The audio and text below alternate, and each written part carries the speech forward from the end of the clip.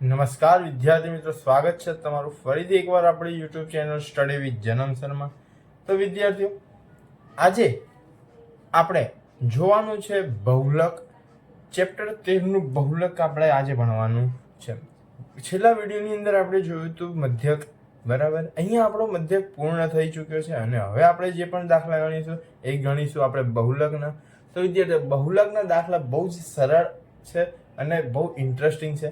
એટલે ધ્યાનથી ગણશો તો તમને સરળતાથી આવડી જશે, જલ્દી આવડી જશે. તો ફોકસ એકદમ કમ્પ્લીટ દાખલા ઉપર હોવું જોઈએ. સૌપ્રથમ હું અહીંયા આગળ દાખલાની રકમ લખી દઉં. આપણે શરૂ કરીએ છીએ સ્વાધ્યાય 13.2 એનો દાખલા નંબર 1 થી. અહીંયા રકમ લખી દો.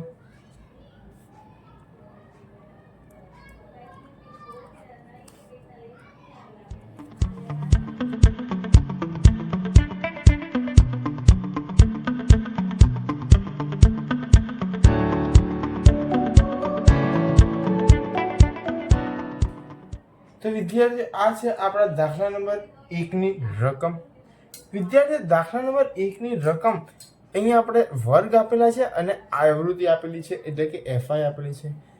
સૌપ્રથમ હું અહીંયા આગળ બહુલકનું સૂત્ર લખી દઉં. તો ઝેડ બરાબર એલ પ્લસ કૌંસની અંદર F1 માઇનસ F0 છેદમાં 2F1 minus F0 minus F2 કૌંસ પૂરો ગુણ્યા H. હવે અહીંયા આપણે કઈ કઈ વસ્તુ કઈ રીતે મળશે એ સૌથી પહેલા સમજીએ. તો સૌથી પહેલા આપણે શું શોધવાનું? તો આપણે સૌથી પહેલા શોધવાનો F1. શું શોધવાનું? સૌથી પહેલો આપણે શોધવાનો F1. હવે F1 ક્યાંથી મળશે? તો આ જે આવૃત્તિ હોય એમાં જે સૌથી હાઈએસ્ટ હોય, જે સૌથી વધુ હોય, એને આપણે કહી દેવાનું F1. એને શું કહી દેવાનું? F1.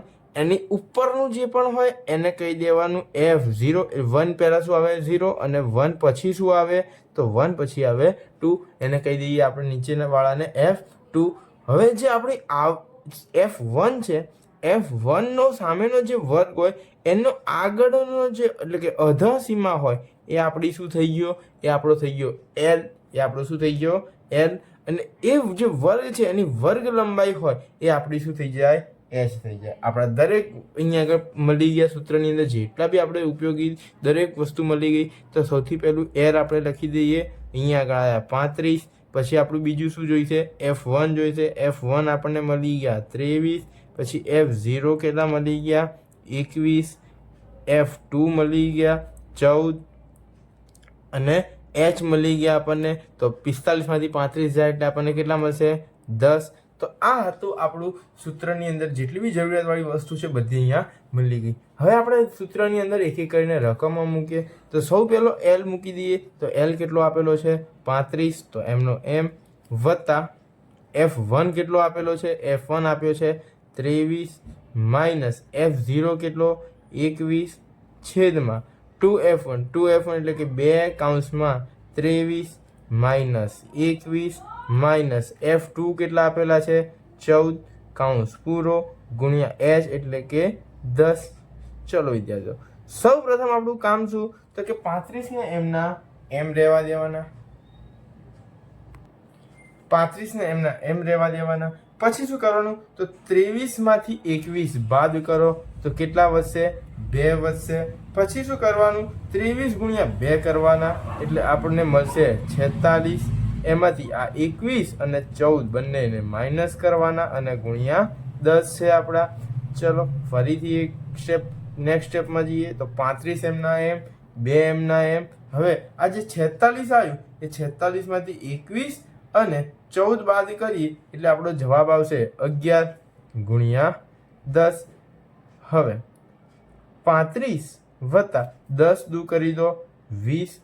20 ભાગ્યા 11 એટલે 20 ભાગ્યા આપણે 11 કરીએ તો આપણો જવાબ આવશે 1.19.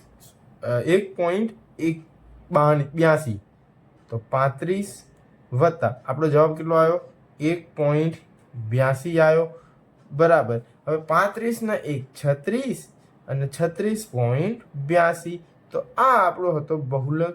વિદ્યાર્થી એકદમ સરળ રીતના દાખલા છે. આ સૌથી ઇઝીમાં ઇઝી કહેવાતો દાખલો એટલે કે બહુલકનો. તો આ અહીંયા આપણો દાખલો પૂર્ણ થઈ ગયો. હવે આપણે જોઈએ દાખલા નંબર 2. હું રકમ લખી લઉં સૌથી પહેલા એની.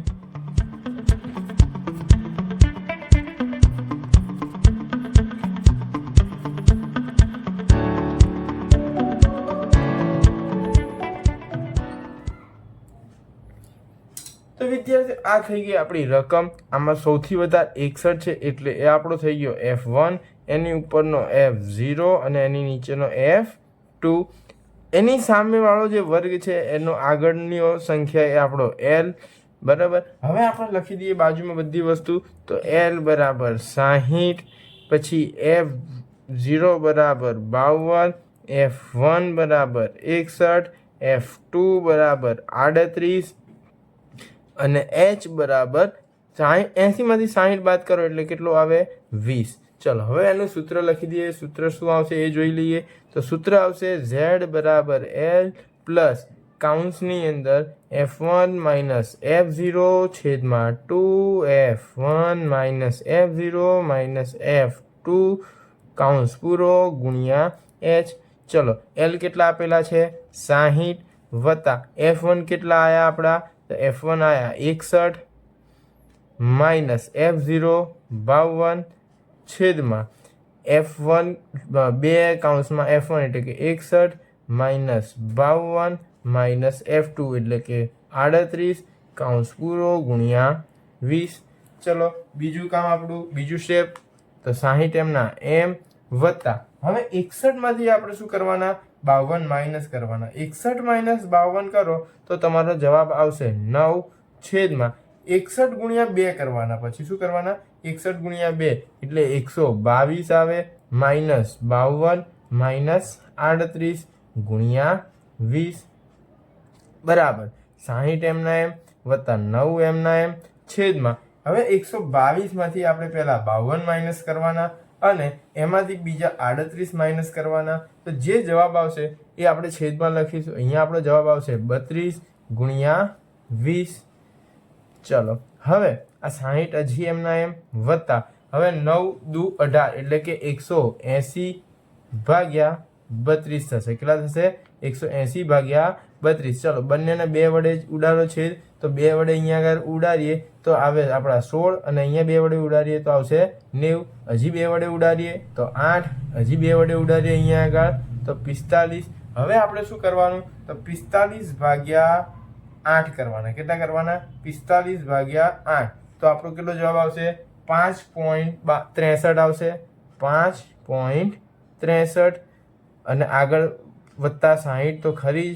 તો 60 ને 5 65.63 આ આપણો આવી ગયો બીજા દાખલાનો જવાબ. તો વિદ્યાર્થીઓ આ હતો આપણો દાખલા નંબર 2.